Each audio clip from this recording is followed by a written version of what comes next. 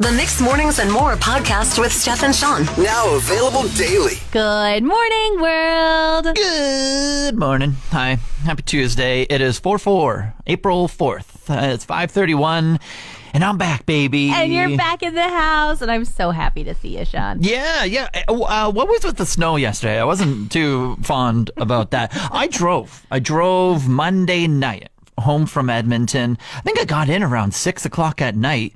Perfectly fine. Whole drive. Just an absolute beauty of a drive. Clear roads. Nothing happening. I crashed. I went to bed. Woke up at like 10 a.m. Humble brag. Whatever. Wow. Looking nice. That's right when we finish our show. And that's what I did yesterday. I finished our show all alone.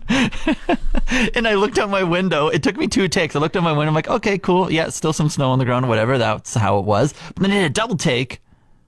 And there was snow on my vehicle. I was very confused. We got a fresh dump of snow yesterday. I think it was only like 2 inches, but it certainly was enough that you had to clean off your car. Yeah. I was like brushing off my tonneau cover as well, thinking it was going to like blow up. Very annoying. However, the weather forecast is going to make up for it this long weekend. Hello. Oh, yeah, we're almost going to be pushing 20 come the weekend, 17 on Sunday. That's incredible. That is so great. That is a clean out your vehicle kind of day. If you're not stuck in the kitchen making the turkey. That's get your shaving done during the week because tarp's oppy and get the tanning going on the weekend. Tarp's oppy. I had to learn this very hardly last year. Tarp's oppy is shirts optional. Yes. I have to say, one of my favorite parts about taking time off, other than the time off itself, Steph, is setting my automatic replies or like my out of office email just to whoever sends me one. That is very obvious in the email that I got on Friday when I sent you an email. Yeah. I always love to just throw personality in there and have some fun. I'll just read it for everyone here. Yes. If you didn't send me an email, this is what you missed out on. I turned it off now, so you see you never type of thing. But it said, "Ahoy, mate! Thanks for the email." Ahoy, mate. I'm a pirate now, and I'm off on my ship.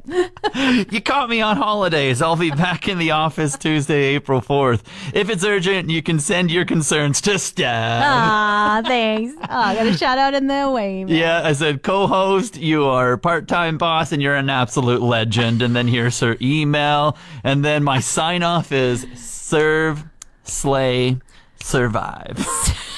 Okay, is this new? Is this going to be in every email? This serve, slay, survive, or only when you're out of office? That was like a test right there. I was testing it out over the weekend. No one really commented on it, so it didn't really get a reaction that I was looking for. But maybe we'll test it in person because I was just like a robot sent it out in the automatic reply. Yeah, well, it's hard to reply to an automatic reply because you're just like, obviously they're not going to see this. I'm going to get another one back, and they've let me know they don't want emails. They're like, hey, if you want to email me, actually email Steph. Yeah. Did you get any? Did you get any like ricochet emails? I did not. Nobody needed you that bad this weekend that they had to talk to me. All right, I'll take another vacation. See you never. No, I needed you, Shawn. I needed you.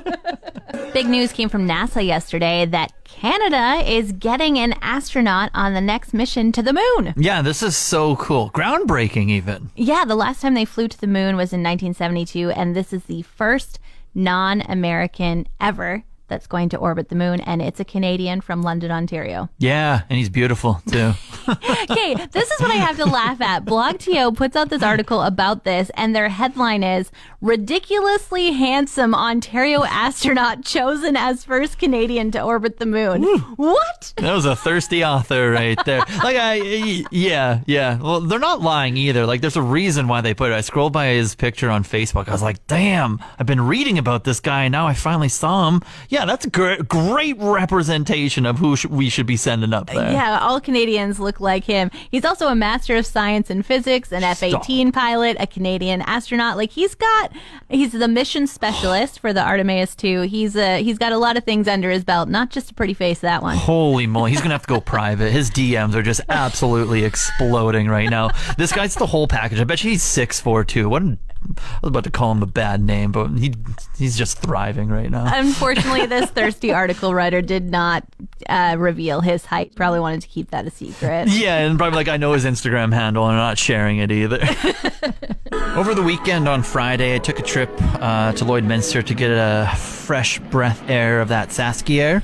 Yeah. Just needed it in me. I haven't had that in a while. Wow. So you're like, you know what I'm going to do? Drive 6 hours to Lloydminster just so I can cross the border and say I'm in Saskatchewan again. Yeah, pretty much. A couple deep breaths and then head back type of It just hits a little different. But I've never traveled that way before. I've never traveled from Fort McMurray to Lloydminster. And so I got to go on a whole bunch of new roads. You know, I'm a big map guy. You are. Did you put your map hat on to look at the route? I actually take my hat off when I'm driving. But figuratively, I did put that map hat on, and I love just geography and everything. And I thought it was so interesting, like my GPS, once I got to I can get myself to Lac La Biche, but then from there, I don't know what back roads to take. And I essentially assumed it was going to take me through like St. Paul and all of these like tiny towns of like 2,000 type of thing. But the GPS is pretty much just like, fastest way to get there is all of these back roads, all paved still, but all of these back roads, nothing around, and it's just like you and the road.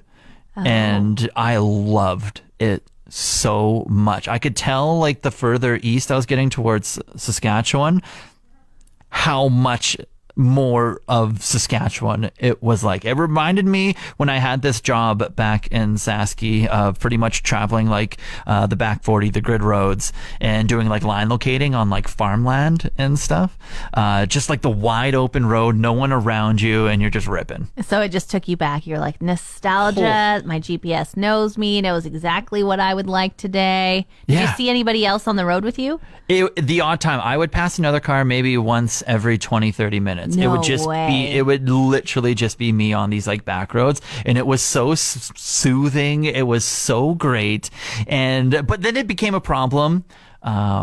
My car only travels, I would say, highway driving from Fort McMurray, whether it's going down to the Edmonton city beyond, I get about, I want to say like 5 hours, and then I probably have to fill up again. And we got to that point, and I was around nothing. Can we chat about Lac La Biche? You know, you know how to get to Lac La Biche. You didn't think, well, it's been 3 hours, may as well top it up since I'm going on all these back roads. Well, I didn't know what was ahead of me. I didn't know what was ahead of me. And Another good reason to fill up. I didn't know what was ahead of me. So. Yeah, but then I knew the likes of like Vermilion and St. Paul and Two Hills. I knew all that stuff was ahead of me. I'm like, surely this GPS would take me through one of these towns and not just like bypass all of them on these like back roads. And then so like my gas tank got down to like that digital thing that tells you, it was like, oh, you got like 80 kilometers to go before you hit E and stuff, and I'm pretty sure mine goes to like dashes when I hit 60. Oh dear. And then it doesn't tell me after that. Oh my God. God. So that's when you kind of know that you're getting close to E. So then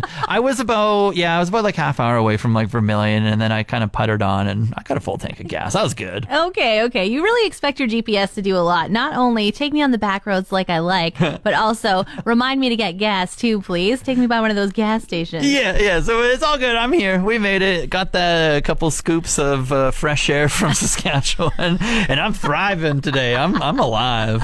I went to go grocery shopping yesterday, so naturally I put my dollar in the cart and I started to walk inside the store.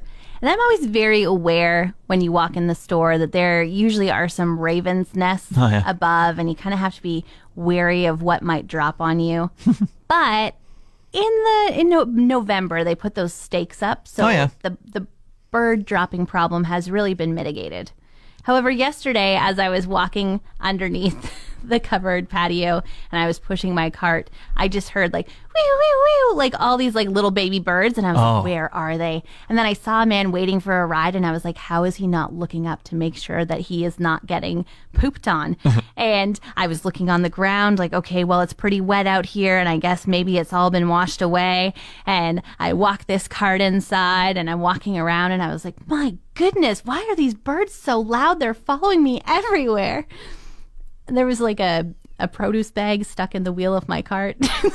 Oh, is that what was making the noise? Yeah, it sounded like a bunch of baby birds squeaking. But How? It was just the wheel. Be so oblivious to something that's literally right under you. Like, you hear a sound, it's coming from below you, and you just look up. You know what? I think it was just the fact that it was just following me around. Like I was like prepared to not get pooped on. I was on a mission to run inside. I was just so aware that could be the possibility, that the fact that my cart was making the noise didn't even cross my mind. You're like, why isn't anyone looking up to see if a bird's about to poop? They're all staring at you like, why is this annoying lady not taking the bag out of her car right now? Yeah, it's me. Hi. I'm the problem. It's me. Over my tiny little vacation, I went to a hockey game down in the city in Edmonton to watch my Ducks play. And I had a plan to go viral, and I executed it, and it happened. Wow, that's impressive. You could teach a course on content creation now? A little bit, a tiny little bit. So I wanted to make a stupid sign, and I had a plan around how to do it. Okay. And everything. And so like the first part of the plan is you needed to sit like lower bowl. In the arena. Oh, okay. And so, because it's just more noticeable, trying to see a sign up in the upper 200s and stuff of the upper level, a little harder to get on the television and everything, and the big screen, all that good stuff. And so I knew I had to find a deal on lower bowl tickets, and I waited till about 2 or 3 hours before game time till finally I found like a cheap, affordable option. Oh my goodness. To sit lower bowl. So bless the person that guy I got the ticket from. Thank you so much. And then to make a sign, I needed to make a sign that wasn't like the others. I needed it to stand out and be different. Okay, so was it stand out and be different by what you wrote on it, or by what it looked like? Yeah, essentially. And so I was wearing Ducks gear. I'm a Ducks fan. The whole place is just littered with Oilers fans. There was like, I ran into a couple Ducks fans here or there, so it was nice to just be like, yeah, we're here for the loss. Thank you very much. We're tanking. We're tanking. Here for those red hot Ducks. Yeah, and then so I brought a bright orange bristle board, and I was like, oh yeah. I was like, okay, there's a good chance there's going to be some Oilers signs and stuff with this bright orange because they're also orange in color. And when I got there actually was like a lot of kids with orange. Oh shit. But they like a 12-year-old made them, so like they didn't have quite they didn't stand out as much as mine did because they were like colorful and stuff, and mine was just orange sign, big black bold words type of thing, so you could clearly see what it said. Part of the plan. And you wrote something other than Go Oilers Go or Go Ducks Go on it. Exactly. My sign stood out because it was a Ducks sign and said down bad for Bedard. Bedard is the top player in this draft class. The Ducks, they desperately need to get this kid on their team so they can get back to the playoffs. And so it just stood out in different ways. And it was not just your typical like we suck or whatever. It was different. And so being different, being part of the Ducks lower bowl, that all went into it. I was surprised also by how nice Oilers fans were. Oh. I was expecting chirps, like left, right, and center. I was a little scared. Like I was scared walking to the arena, and then like I was hoping people would be nice. They were more than nice. No, I didn't receive one chirp until after the game. Well, they probably felt bad for you. They're like, this poor guy, loyal to his team to a fault. He's the last one in the league, but okay. Yeah, see, and I think that's what went into it. They did feel bad for me. They're like, oh, poor guy, he cheers for the Ducks. They're in like essentially last place. Let's not egg him on. But I just thought, like gritty Edmonton, maybe a couple soda pops here or there, some chirps would have came out. But no, everyone was really nice. Even so, I went viral on. I got shown on Sportsnet on the broadcast of the game. Wow! Did anybody see Shawn with his down bad for Bedard sign? It got shown right around Edmonton scored their 5th goal sometime in the 3rd period. Okay. It was wow, 5-0. That's a lot of goals. It was 5-0 at that point. And like in my section, after every time Edmonton scored, I would get up with all the Oilers fans and I'd just be partying, and I'd have like my sign up, and so it was a whole bunch of fun that way. So then once that happened, I got a whole bunch of messages come and be like, you made it on TV type of thing. And so I got on the national broadcast, and then this Twitter account picked it up as well. That got seen over 100,000 times. Holy cow. As well, just a bunch of interactions. And then the Sportsnet official Instagram account, which has like over 1 million followers, posted me to like their Instagram. I've had sports radio like reach out to me You're to like kidding. come on their shows. I did my first sports radio hit yesterday. To talk about things. Like it was hilarious. And on top of that, the Ducks lost, and they are closer. They're so close to getting last place and potentially acquiring Bedard. And so it's all going to plan. It's coming full circle here. I hope Bedard reaches out to you and says, thanks for the sign, man. Shawn, I have a suggestion for your next job. All right. I'm always yours. Always yours. I don't want you to leave me by any means, but this might entice you because it pays $335,000 a year. Listening. Don't care. Listening. It's to be a prompt engineer. I think adding engineer to any title is not something I could do, but I'm listening. Well, this job needs no education. Okay. And Ding! basically, it's just so that you can ask the AI the right questions to get the answers that you need to do a job. So your job would be to kind of massage the Tell AI. you how to talk to AI. Exactly. I know how to use it. You don't. Yeah. I And- teach you. I get paid. Yes. So companies are like, we want to be able to integrate AI into our jobs to make people's jobs easier, but our workforce doesn't know how to use it. So we need prompt engineers who are able to prompt the AI to do this thing and then show people how easy it is, where you're like, Oh my hey, goodness. ChatGTP, explain this to me like an 11-year-old. Yeah. Yeah, so Oh you're my- pretty good at it already. Yes, it is. I feel like this would be a temporary job because once I tell everyone, then they would know. Well, But then I could quickly grab $300,000 and I could be set for a little bit. yeah, apparently a typical day in the life of a prompt engineer involves writing only 5 different prompts and about 50 interactions with ChatGTP. Yeah. And you're done. Yeah, I could see that. It's very simple. I mean, it's very hard. No one else should apply for this. And I will take care of things and I will talk to you later. And then somebody come and talk to me. If Shawn leaves, I need a new friend. Trivia Tuesday. Everything's coming up space today, Steph, for Trivia Tuesday. We have our hot Canadian stud going to be going on the Artemis ship thing and shooting up there. Yeah. Yes, we do. I can't remember his name, though. Something Hansen. I forget his first name. Last name Hansen. Mr. Hansen. Dr. Hansen. Dr. Handsome Hansen. F-18 fighter pilot Hansen. That's right. 6'4", doctorate degree, F-18 pilot. Anyways, that's not what trivia is about, how hot he is. The trivia is, do you remember the year that man stepped on the moon? Oh, stepped on the moon? Yeah, what year did George Armstrong or whatever his name was go on the moon? We did it once. We did it once. Yeah, we did it once. The last time we went to the moon was 1972. Was that the only time we went to the moon?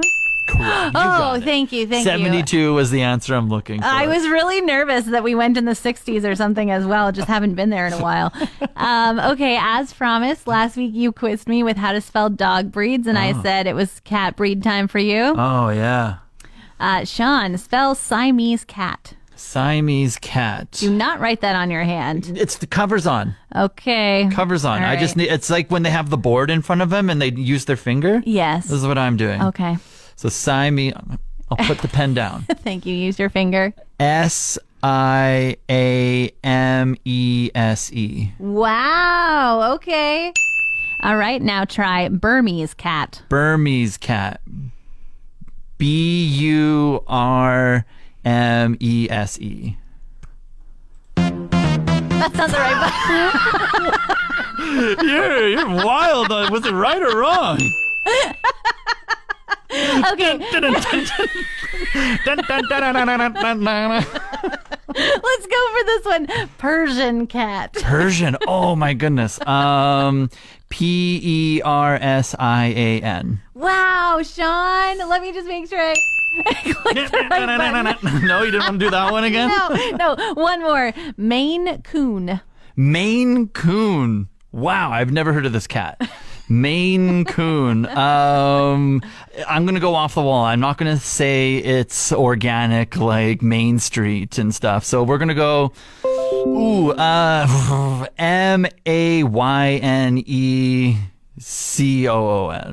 Yeah. I'm sorry. You were doing so well. It's Maine. So it is a weird spelling Yes. of Maine, but not quite so weird. And then Coon, Coon. So All you right. were very close. Cool. Very close. But Cool. good job. You did better than me in the dog spelling. Thank you. It's time to call our Wood Buffalo Sports Connection Community Champion of the Month. They were nominated on our website. You can do the same, mix1037fm.com. But let's call this month's winner. Hello. Hi, Bruce. Yes, Hi, Bruce. This is Steph and Shawn calling from Mix 103.7. How are you? I'm good. Bruce, are you seated? Do you have time to chat right now? We have some big news for you. I got a few minutes. All right, Bruce, I'll tell you what. We run this nice little initiative that just spotlights and highlights community champions within and around the RMWB. And I just want to say it all comes in from the public. And we have some people that think that you are an absolute great human.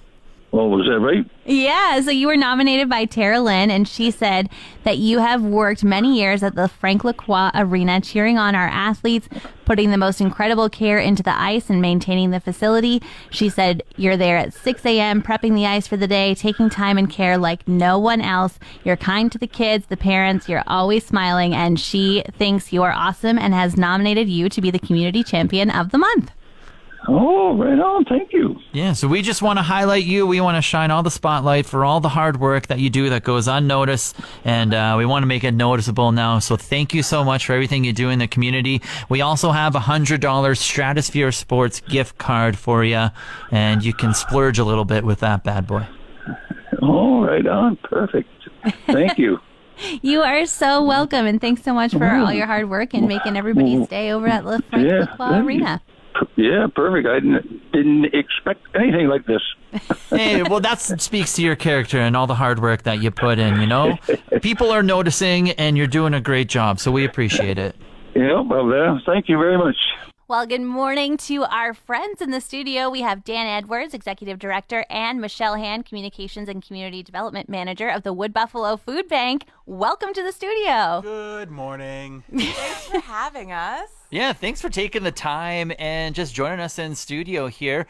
Food Bank constantly busy, events going on. Quickly recap, we have co-hosts in the building here of the thriving Chopped event that happened.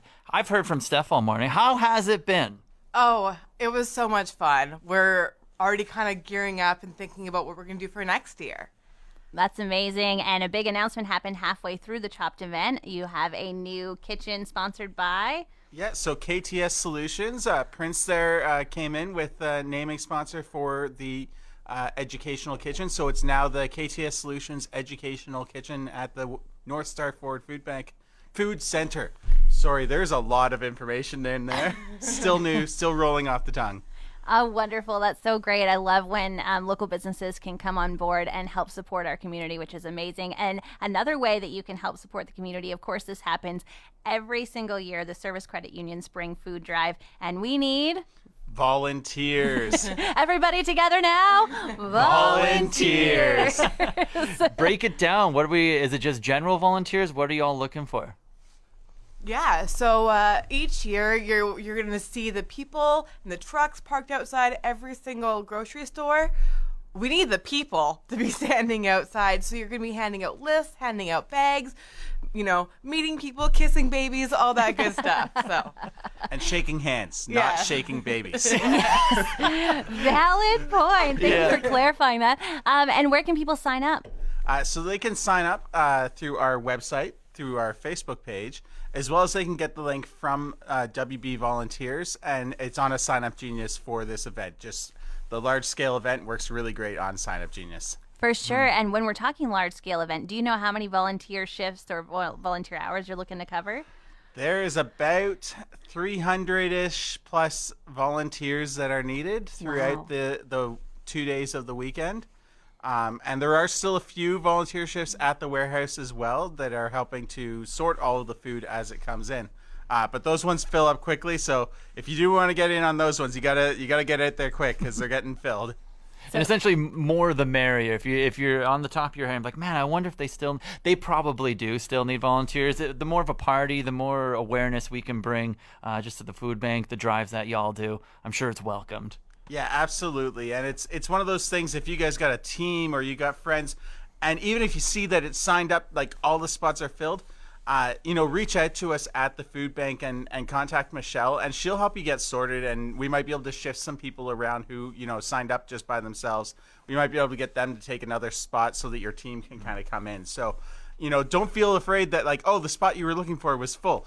Reach out to us. We might be able to help you out, or, we'll just get some extra bodies at a store. Some of the stores are so busy, it's helpful to have that extra person. For sure. And I love this one because, a lot of people reach out and say, I want to get my kids volunteering. I want to be able to involve them in a life of volunteerism. And this is kind of a great way to introduce them to volunteering. Yes, absolutely. Kids are so great because a lot of people have trouble saying no to kids, but also they have a good time, and it's a great way to get them into that volunteer experience. And fingers crossed, weather in Fort McMurray in April is 6 of one and half a dozen of the other. But we're hoping for some good weather. Over the many years that we've done the food drive, I've had to wear winter clothes and I've worn shorts. So it is, you never really know what you're going to get, but we're fingers crossed for some really great weather. So the kids will just be able to have fun in the sunshine and learn a bit of volunteering. I love it. And one more thing, talk to me about goals. What are we hoping to accomplish that weekend? So our goal for money is $25,000, and then our goal for food, we're hoping for about 50,000 pounds of food because it is only the 2 days versus the 3 that we do in the winter time. But anything over that is great, and really anything over 1 pound of food is more food than we started with. So we're really happy with everything that we get, but our goal is 50,000 pounds. Perfect. Huge thanks to Dan Edwards and Michelle Hand for coming in and chatting with us about the Service Credit Union Spring Food Drive. It's happening April 29th and 30th, so make sure you get your volunteer shifts in. Mark that weekend off as a weekend that you can help our community get fed. Thanks so much for coming. Thank you. Want more of today's show? Download the Mixed Mornings and More podcast. Now available every weekday.